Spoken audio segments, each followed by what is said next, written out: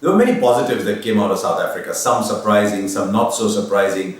I thought the one that was most predictable was that Cheteshwar Pujara did well. To be completely honest, I was almost wishing that he did. But the reason it didn't surprise me very much was a little conversation I had with VVS Laxman when we were doing commentary a little earlier. And he said, Pujara will go well in South Africa. And I said, how can you be so sure?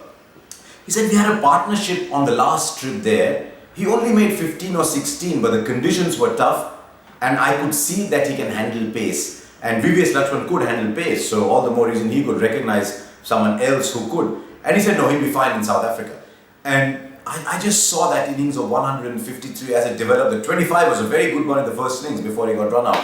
But what I liked about the 153 was the way it was pace. And that's how number 3 should do it. Blunted the conditions early on, ensured that there was no collapse, which is the primary activity of number 3 should there be an early wicket going down.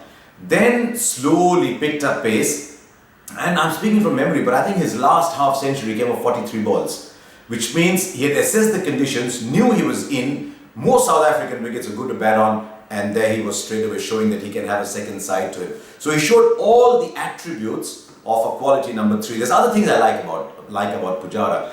There's a great resolve about him. There's an earthiness about him. He's down to earth. He's humble. He's very hard-working. But I like the resolve. There's a steeliness in the eye that just says, listen, I'm here. I'm going to be here for a very long time.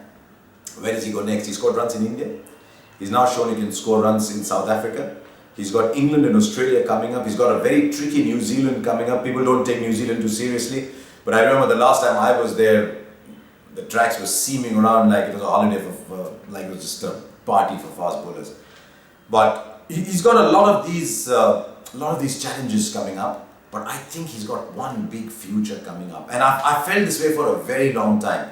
And I think he'll be in the squad for the 2015 World Cup. I know at the moment they think that his knees are still a little dodgy. He's not running around quick between inside the circle. But just imagine, and this is just a thought.